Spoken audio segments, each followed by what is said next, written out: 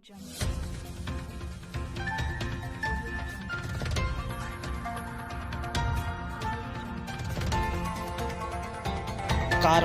TV हर पल आपके साथ। जिला बरेली के नवाबगंज के गांव रिशोला के फैतुल्ला में बीते 2 दिन पहले एक सांड ने बुजुर्ग ताजियादार सूफी बन्ने हुसैन को मारकर गंभीर रूप से घायल कर दिया था, जिससे बुजुर्ग सूफी बन्ने ताजियादार की इलाज के दौरान मौत हो गई, जिससे पूरी परिवार में कोहराम मचा हुआ है। उनकी मौत पर दिलासा देने पहुंचे पैनी नजर सामाजिक संस्था के कार्यकर्ता व पैनी नजर सामाजिक संस्था की अध्यक्षा सुनीता गंगवार ने मृतक बुजुर्ग के परिवार को शासन व प्रशासन से आर्थिक मदद दिलाए जाने की बात कही है। आपको बता दें, ताजियादार सूफी बन्ने हुसैन अपने घर के बाहर बैठे हुए थे कि अचानक एक सांड ने सूफी बन्ने पर हमला कर दिया। सांड का हमला इतना घातक था जिससे सूफी बन्ने की इलाज के दौरान मौत हो गई। सूफी बन्ने के बड़े बेटे इसरार अहमद ने मीडिया व पैनी नजर सामाजिक संस्था की अध्यक्षा को जानकारी देते हुए बताया कि मेरे पिता अपने घर के बाहर धूप में बैठे हुए थे कि सामने से एक सांड आ गया, जिसने उनके पिता पर कई वार किए। सांड को हमलावर होता देख गांव के कुछ लोग लाठी डंडा लेकर पहुंचे और बुजुर्ग को सांड के चंगुल से बचाया। आनन फानन में परिवार के लोगों ने सूफी बन्ने को नवाबगंज के अस्पताल में भर्ती कराया, जहां उनकी हालत नाजुक देखकर डॉक्टरों ने बरेली रेफर कर दिया। कुछ ही घंटों बाद इलाज के दौरान सूफी बन्ने की दर्दनाक मौत हो गई, जिससे पूरे परिवार में कोहराम मच गया। मेरा नाम इसरार अहमद। कौन सा गांव है ये? जी रिशोला की फैतुल्ला है। जी, आपके वालिद साहब को सांड द्वारा मारा गया और उनकी मौत हो गई है। किस तरीके से मारा गया था, कहाँ पर बैठे थे वो घर से निकले थे चकरोट में, गेहूं भी है, गेहूं में सांड चुग रहा था वो, तो उन पे डंडा भी ऐसा समझ लो छोटा सा डंडा रखते थे अपने सपोर्ट के लिए, तो वो चल के जा रहे थे। चलने के बाद में समझ लो सांड ने देखा कि ये मेरी तरफ आ रहा है, तो वो हूनी से भाग लगा के समझ उनके जड़ मारना शुरू कर दी। तो मारते मारते उनके पसली में जख्म बढ़ गई और ऐसे समझ फेफड़े फट गए थे और आंखें भी सूजती चली आई थी। और कोई नहीं था, जैसे अकेले थे। अकेले के बाद में समझ लो फिर हमने बरेली भी ले गए थे। आपको कोई मुआवजा वगैरह कोई देने की बात कही है? किसी ने मुआवजा वगैरह देने की बात नहीं आपने कहीं पे ना, कहीं पे नहीं कही है। तो उन्हें मना कर दी, हम लेके चले गए बरेली। बरेली जाने के बाद में समझ लो उनने एक इंजेक्शन लगाया और बोतल लगा दी, बोले परसों इलाज होगा, इनका एक्सरे वगैरह परसों होगा। तो हम फिर उनसे हमने देखा गंभीर एज रही होगी उनकी, कितनी उम्र रही होगी? उम्र उनकी ऐसे समझ लो करीब 60 साल की उम्र, 57 साल की उम्र होगी। तो वहीं मृतक के परिवार के गम को साझा करने के लिए पहुंची पैनी नजर सामाजिक संस्था की अध्यक्षा एडवोकेट सुनीता गंगवार ने सरकार को आड़े हाथ लेते हुए सरकार पर हमला बोल दिया। सुनीता गंगवार ने कहा कि आवारा घूम रहे सांड व गायों का झुंड आए दिन किसानों की फसलों को बर्बाद कर रहा है।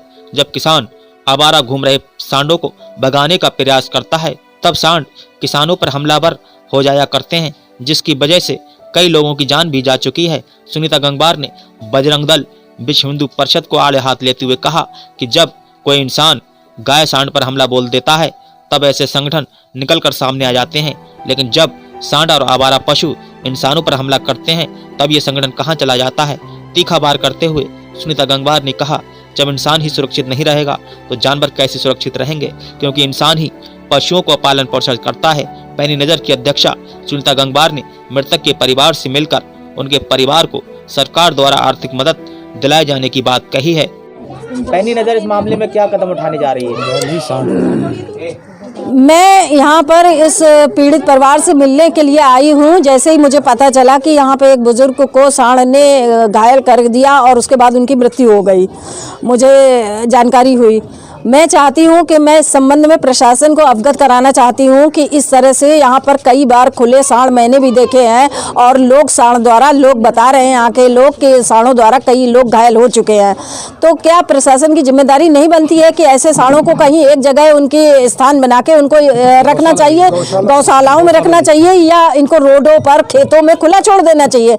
लोग अपने काम से घरों से तो निकलेंगे ही और इस तरह सांड उनको घायल करते रहेंगे और प्रशासन मौन बना देखता रहेगा, तो मैं तो अपनी इस बात को लेकर प्रशासन के पास कल एसडीएम को ज्ञापन सौंपेंगे और इस पीड़ित परिवार को हम चाहेंगे कि प्रशासन की तरफ से आर्थिक सहायता प्राप्त होनी चाहिए, क्योंकि उनके घर का एक व्यक्ति चला गया, जो व्यक्ति काम करने वाला व्यक्ति चला गया, कमाने वाला व्यक्ति चला गया, एक व्यक्ति कम हो गया। व्यक्ति की भरपाई तो नहीं हो सकती है, लेकिन प्रशासन इन्हें आर्थिक सहायता तो दे सकता है।